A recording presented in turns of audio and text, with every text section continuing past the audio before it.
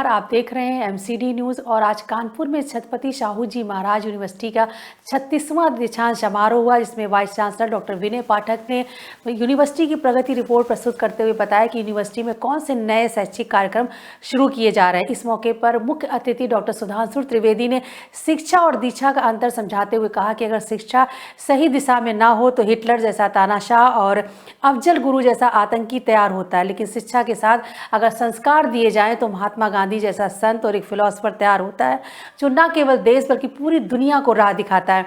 आइए सुनते हैं डॉक्टर सुधांशु त्रिवेदी को। वर्तमान में डॉक्टर त्रिवेदी राज्यसभा सांसद के रूप में दायित्व का निर्वहन कर रहे हैं। आपका जन्म लखनऊ में हुआ और आपकी विद्यालयी शिक्षा भी लखनऊ में संपन्न हुई।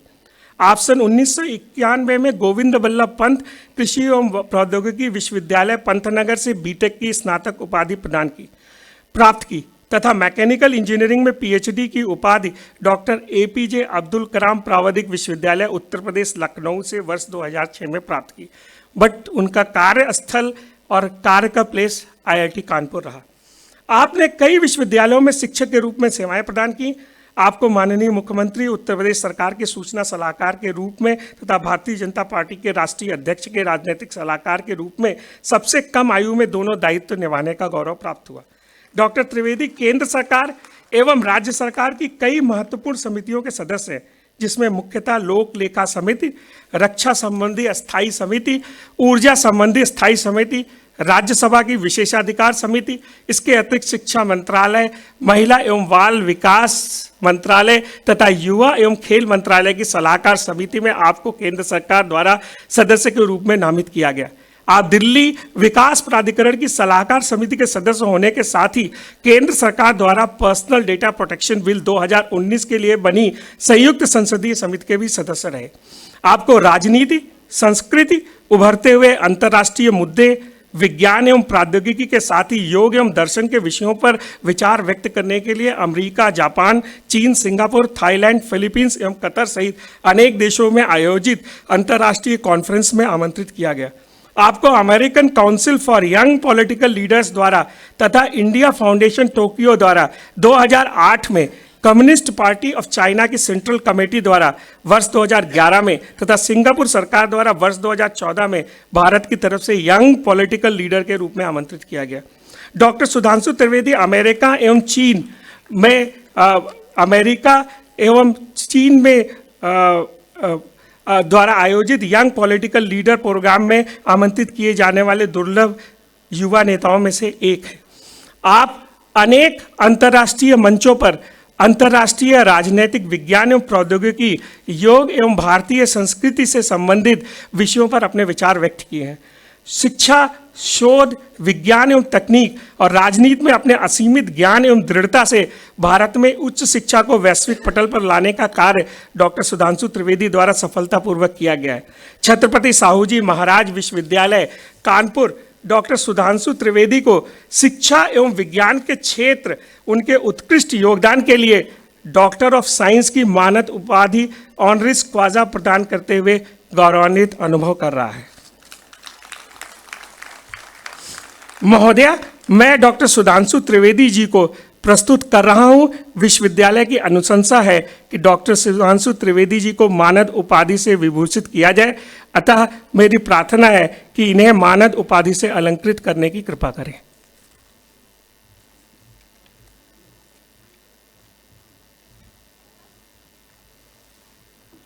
आप लोग भी खड़े हो जाएं अपने स्थान पर।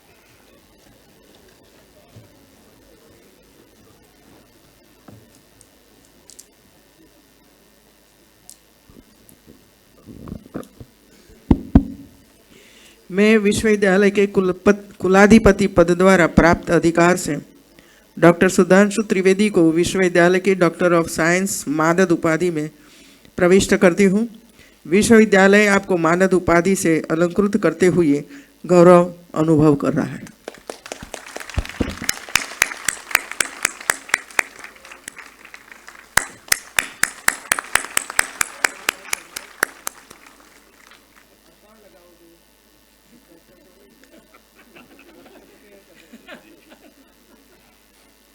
एक बार और स्वागत।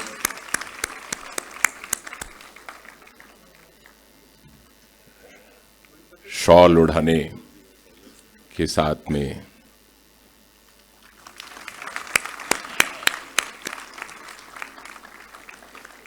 समस्त महानुभावों से अनुरोध कि कृपया अपना स्थान ग्रहण करने का कष्ट करें तथा कुलपति जी से डॉक्टर सुधांशु त्रिवेदी जी को दीक्षांत भाषण हेतु आमंत्रित करने का अनुरोध। मैं दीक्षांत भाषण हेतु डॉक्टर सुधांशु त्रिवेदी माननीय सांसद राज्यसभा को सादर आमंत्रित कर रहा हूं।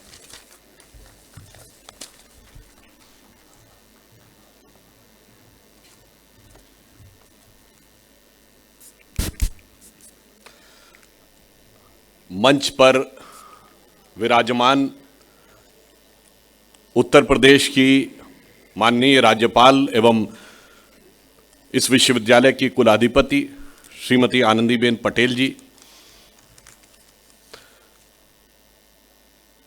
जिनके कुलाधिपत्व में विश्वविद्यालयों को एक नई ऊर्जा तो प्राप्त होती ही है, परंतु जिन्होंने कुछ नए अभिनव प्रयोग, जैसे अभी आपने कुलपति जी के उद्बोधन में सुना कि विश्वविद्यालय अपने सामाजिक सरोकारों का भी निर्वहन कर सकें, तो चाहे आंगनबाड़ी से जोड़ना हो, आर्थिक दृष्टि से कमजोर बच्चों से जोड़ना हो, दिव्यांग बच्चों से जोड़ना हो, इस ढंग के अभिनव प्रयोग करने के जो उन्होंने उदाहरण प्रस्तुत करे हैं, मेरे विचार से उस हेतु उत्तर प्रदेश के समस्त विश्वविद्यालय कृतकृत्य अनुभव करते हैं। और मैं यह भी कहना चाहूंगा कि हमारी महामहिम राज्यपाल महोदया भारत की राजनीति में भी एक अलग अद्भुत स्थान रखती हैं। क्यों? आपको सभी को पता है कि हमारे प्रधानमंत्री माननीय श्री नरेंद्र मोदी जी ने जो भारत की राजनीति में जो स्थान और जो मुकाम हासिल किया है, जब वो मुख्यमंत्री के रूप में अपना पद त्याग कर और भारत के प्रधानमंत्री के रूप में आए, तो आप सोचिए कि उस स्थान के वैक्यूम को भरने का सामर्थ्य किसी सामान्य व्यक्ति में नहीं हो सकता था। तो गुजरात के मुख्यमंत्री के रूप में वह गौरवशाली कार्य भी उन्हीं के द्वारा संपादित हुआ। इस दृष्टि से उनकी एक विलक्षण स्थिति है। विश्वविद्यालय के कुलपति हमारे पुराने मित्र डॉक्टर विनय पाठक जी, जब हम लोग IIT में PhD के दौरान आते थे तो उस समय हमारे गाइड यहाँ के निदेशक ही थे, तो उस समय संपर्क में लगातार रहते थे। उत्तर प्रदेश की राज्य मंत्री शिक्षा श्रीमती नीलिमा कटियार जी, यहाँ के कुल सचिव अनिल यादव जी, मैं सर्वप्रथम तो कानपुर की इस धरती पर, जहां से कुछ ही दूर इसी क्षेत्र में वह बिठूर है जिसे ब्रह्मावर्त भी कहते हैं, जहां से मान्यता है कि वाल्मीकि जी का आश्रम था, और वहीं जहां 1857 के प्रथम स्वातंत्र समर के ताने बाने का सारा सूत्रपात हुआ था, इस स्वतंत्रता के अमृत महोत्सव के समय उस धरती को भी नमन करता हूं। और उसके बाद यहां पर विकास का एक नया स्वरूप खड़ा ही हो रहा था। हम लोग बचपन में पढ़ते थे कि कानपुर को मैनचेस्टर ऑफ ईस्ट कहते थे, परंतु कुछ बाएं हाथ का खेल ऐसा हुआ कि वो मैनचेस्टर ऑफ ईस्ट पीछे चला गया। परंतु आप आश्वस्त रहिए, वो लेफ्ट से जो कुछ भी हुआ होगा, कल प्रधानमंत्री जी ने जो जो बातें यहां बताई हैं, now the things are in right direction and I am confident that Kanpur will restore its previous glory. पुराना वैभव भी प्राप्त होगा और गौरव भी प्राप्त होगा। यह वो धरती है जहां गणेश शंकर विद्यार्थी जी के साथ साथ हमारे दीनदयाल उपाध्याय जी, अटल बिहारी वाजपेयी जी का संबंध रहा। तो मैं मानता हूं कि एक राजनीतिक कार्यकर्ता के रूप में भी यहां से एक अलग प्रकार का लगाव अनुभव होता है। हम सब यहां आज दीक्षांत समारोह में आए हैं। कभी आपने ध्यान दिया कि कन्वोकेशन को हिंदी में दीक्षांत समारोह कहते हैं, जबकि कहा जाता है कि आदमी अपनी एजुकेशन कंप्लीट करके आ रहा है, तो शिक्षांत समारोह होना चाहिए। दीक्षांत समारोह क्यों कहते हैं? इसलिए कहा जाता है क्योंकि भारत की परंपरा में शिक्षा का महत्व नहीं है, क्योंकि शिक्षा का कभी अंत नहीं होता, सीखते रहिए आप। महत्व दीक्षा का है क्योंकि शिक्षा तो आपके मस्तिष्क और बुद्धि का विकास करती है और दीक्षा आपकी चेतना का विकास करती है। इसीलिए आप सब ने सुना होगा कि हमारे यहां क्या कहा जाता है, किस गुरु से दीक्षा ली, किस गुरु से शिक्षा ली नहीं। शिक्षा तो कोई पुस्तक खरीद लीजिए, पढ़ लीजिए, आज के जमाने में नेट पे जाके पढ़ लीजिए। मैं इंजीनियरिंग का विद्यार्थी हूं, मुझे मान लीजिए इतिहास में रुचि हुई, कुछ किताबें पढ़ ली, आपको अर्थशास्त्र में रुचि हो जाए, 30, 40, 50 किताबें पढ़ लीजिए, आप विद्वान हो जाएंगे। परंतु दीक्षा के लिए गुरु की आवश्यकता है। इसीलिए कल प्रधानमंत्री जी ने क्या बोला कि टेक्नोलॉजिकली एडवांस होना है पर रोबोट नहीं बनना है। इसका अर्थ क्या हुआ कि हमें ज्ञान का संचय भी करना है और चेतना का विकास भी करना है। और जो दीक्षा और शिक्षा में अंतर क्या होता है, मैं आपको रिमाइंड करना चाहता हूं।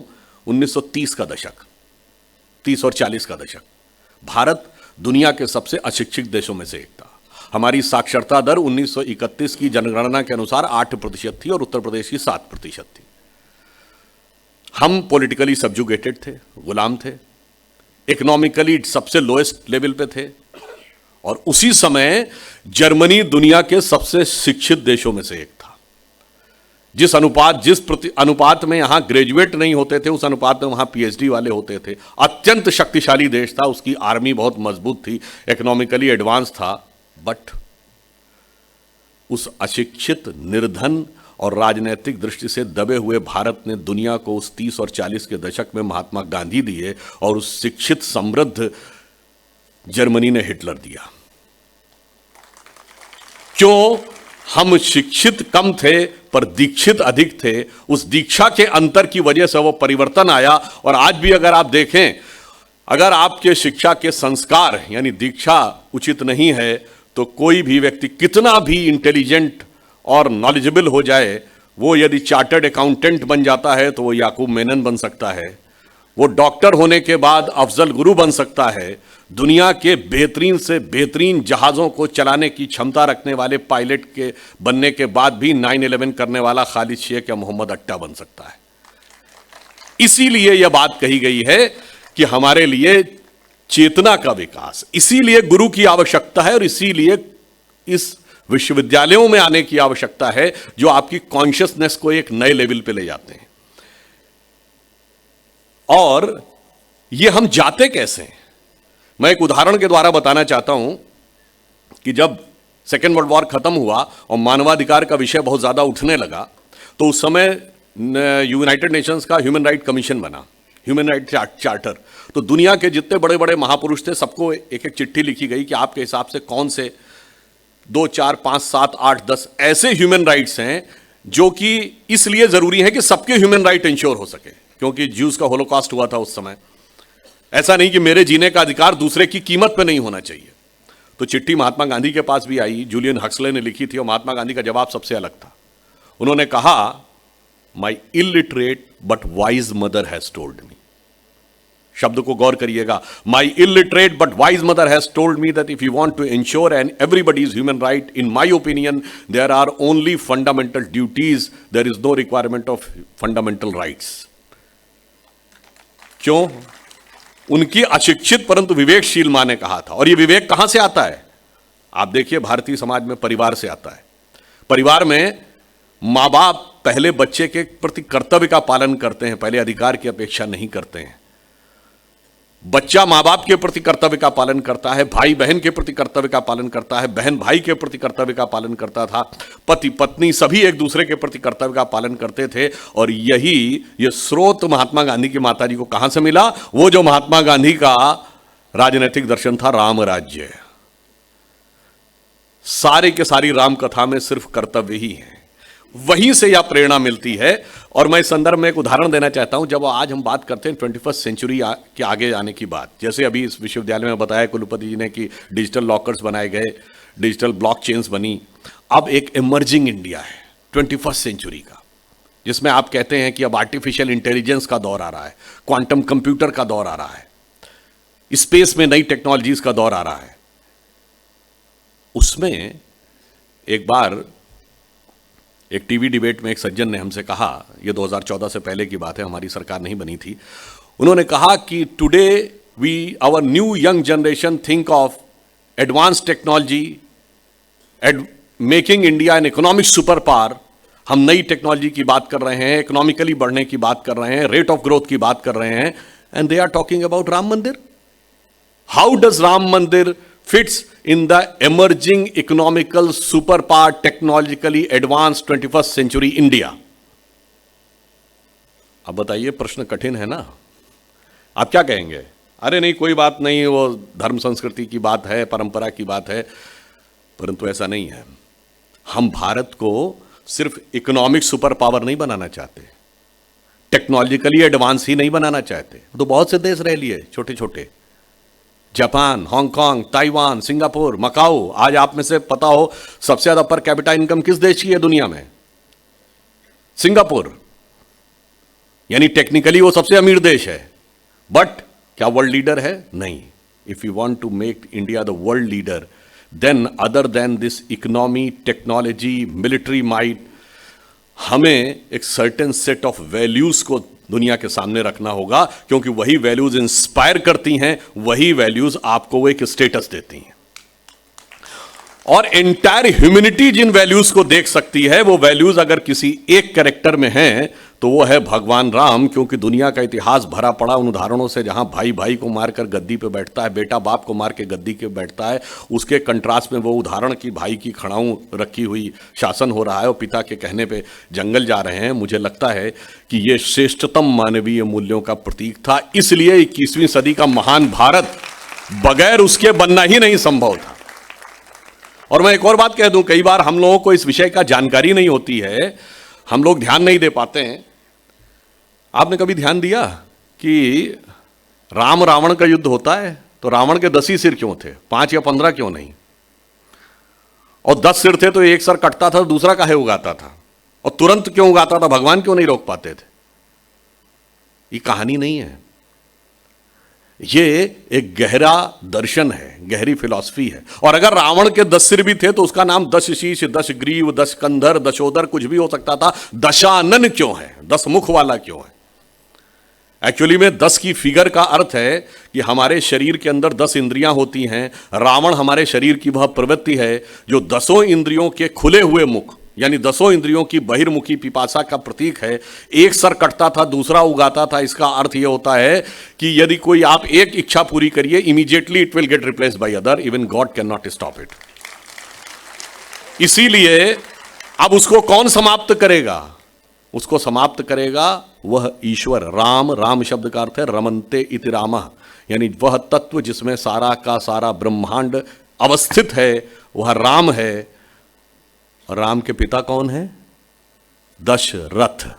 जब 10 इंद्रियों को रथने की क्षमता आती है तो हृदय में वह तत्व पैदा होता है जो 10 इंद्रियों की बहिर्मुखी पिपासा को मारता है. तब जाके धर्म की स्थापना होती है.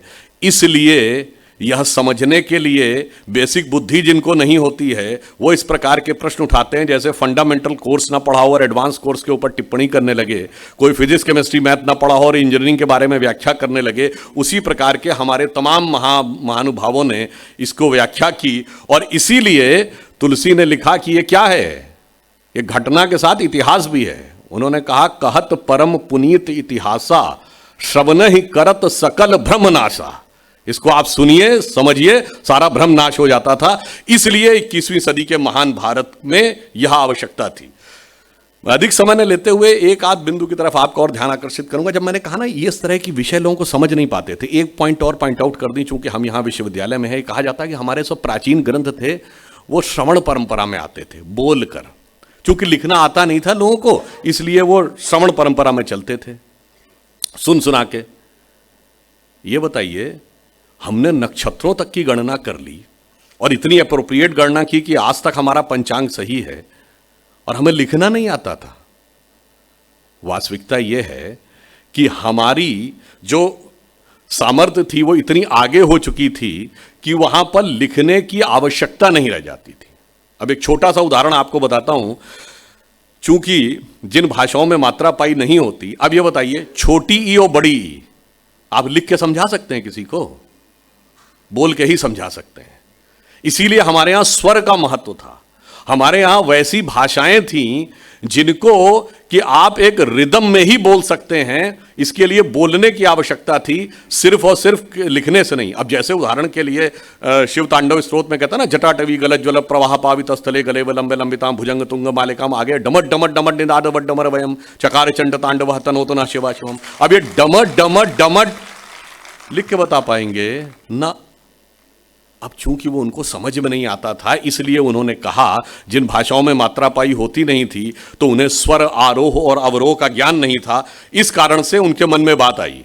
उदाहरण के लिए एक और उदाहरण देता हूं। हम सब पढ़ते हैं कि जो प्लैनेट्स की बात हुई तो सबसे पहले प्लैनेट्स, 9 प्लैनेट्स किसने खोजे? केपलर ने। Kepler's law of planetary motion जिन्होंने विज्ञान पढ़ा है सबने पढ़ा होगा। 9 ग्रह सबसे पहले प्लैनेट बताए केपलर ने। ठीक है, अभी बताइए, पूजा के समय पढ़े हैं ना, ब्रह्मा मुरारी त्रिपुरांतकारी भानु शशि भूमि सुतो बुधच और गुरुश्च शुक्र शनि राहु केतु सर्वे ग्रहा शांति करो भवंतु। ये केपलर बताएं कि पंडित जी बताएं? और इसमें महत्वपूर्ण बात यह है कि भूमि सुत मंगल को कहा गया। ये तो साइंस को अब पता चला कि एक थ्योरी है कि अर्थ से कभी बिलियंस ऑफ ईयर्स पहले एक टुकड़ा अलग हुआ, वो जाके मंगल बना, और भूमि सुत यानी भूमि का पुत्र मंगल को उसी जमाने में कहा जा रहा है। इसलिए मैं ये कहना चाहता हूं कि एक परिवर्तन की आवश्यकता है।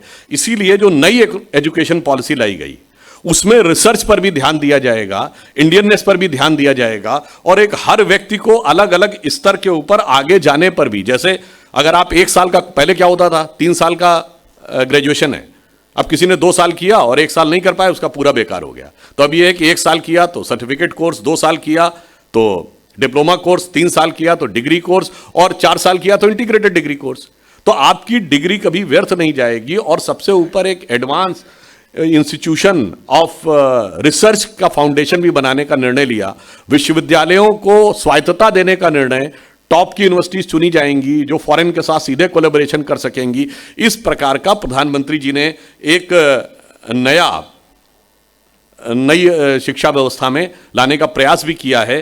तो मैं सिर्फ ये कहना चाह रहा था, कभी कभी हमारा ध्यान नहीं जाता है किसी चीज के ऊपर कि हम जो कर रहे हैं उसका आपस में कनेक्शन क्या है।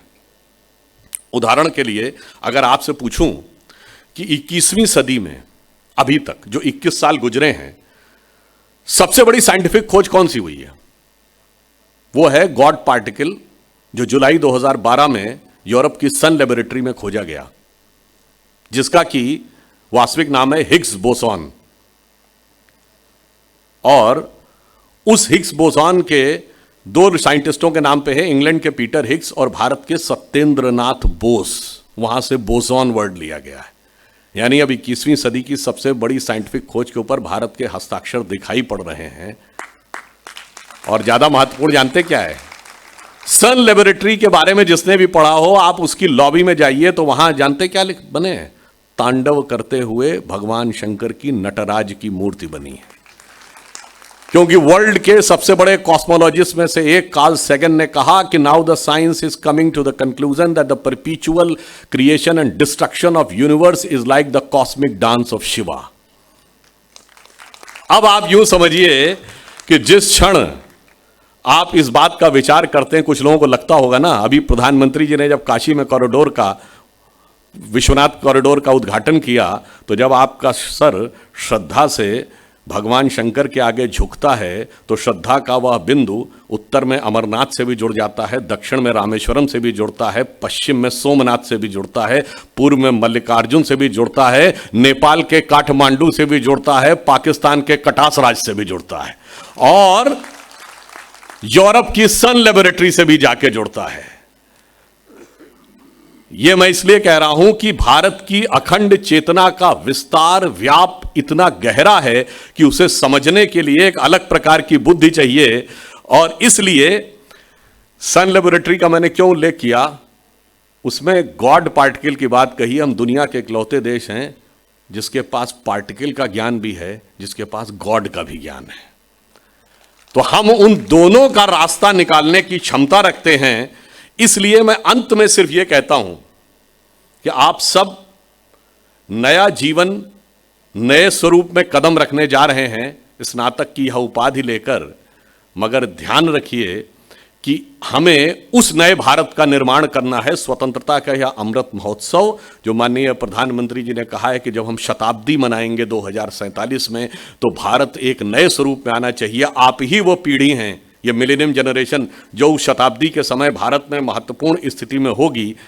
इसलिए हमें यह ध्यान रखना है कि हो गए हैं स्वप्न सब साकार, कैसे मान ले हम, टल गया सर से व्यथा का भार, कैसे मान ले हम, राष्ट्र को सब लोग भूले, स्वार्थ है युग मंत्र सारा, वर्ग जाति विभेद की अब बह रही है कलुष धारा, इस अमा के तिमिर को अब अरुणिमा क्या मान ले हम, टल गया सर से व्यथा का भार कैसे मान ले हम।